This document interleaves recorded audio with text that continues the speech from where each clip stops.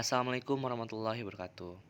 Di sini saya Rezal Saputra NPM 19754021 akan mempresentasikan hasil diskusi saya yang berjudul Persepsi Penilaian Kredit Usaha Rakyat KUR 5C Bank BRI Unit Seputi Raman terhadap UMKM Petani Padi di Kalirejo Basuki.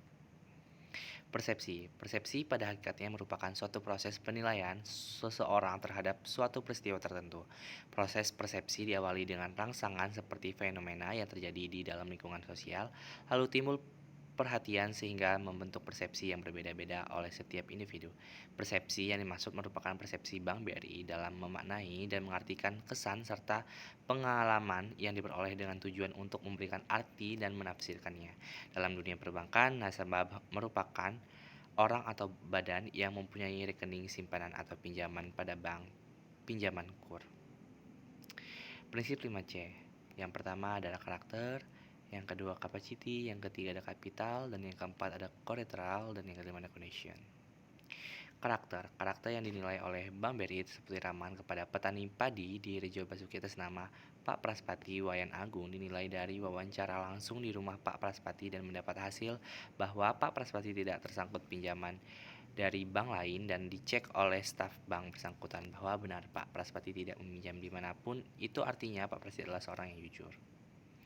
Bank BRI Uni Seperti Raman menilai dari kesahiran Pak Praspati survei secara langsung. Survei tetangga sebanyak jumlah ganjil yaitu 3-5 tetangga untuk menanyakan bahwa Pak Praspati benar-benar tinggal di rumah itu.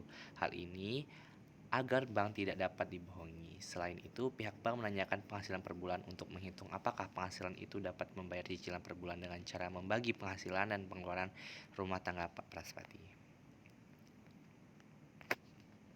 Capacity yaitu kemampuan nasabah dalam bidang bisnis untuk menjalankan usahanya.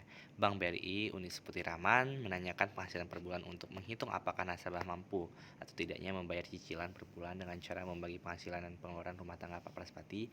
Setelah dihitung pihak Bank BRI bahwa Pak Praspati mampu membayar cicilan per bulannya karena selain hasil pertanian, Pak Praspati mempunyai usaha ternak sapi dan warung sembako yang ada di rumahnya. Kapital merupakan penggunaan modal yang digunakan dalam menjalankan usaha berupa tempat, dana maupun sumber daya manusia. Bank BRI seperti Raman menilai dari kapital melalui penggunaan modal pertanian dan memiliki dari usaha lain. Penggunaan modal Pak Praspati tidak hanya digunakan untuk usaha pertanian tetapi untuk pembelian barang dagang untuk warung dan yang ada di rumah Pak Praspati. Usaha Pak Praspati selalu dipantau dari cicilan per bulan sanggup atau tidak untuk membayar.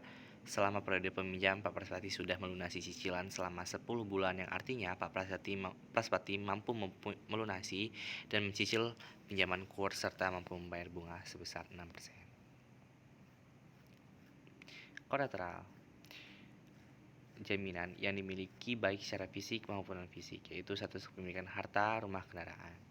Bank BRI seperti Raman memberikan syarat yaitu berupa jaminan yang akan dijaminkan nasabah terhadap bank. Syarat tertentu tersebut adalah jaminan harus lebih besar dari uang pinjaman Pak Praspati. Alasannya adalah agar memacu nasabah membayar hutangnya. Pak Praspati memberikan jaminan berupa aset rumah yang seharga 5 juta. Itu artinya jaminan Pak Praspati melebihi dari pinjaman yang didapatkan dari Bank BRI. Condition, melihat kondisi keuangan sekarang maupun masa yang akan datang yang dikaitkan dengan prospek usaha dan volume penjualan.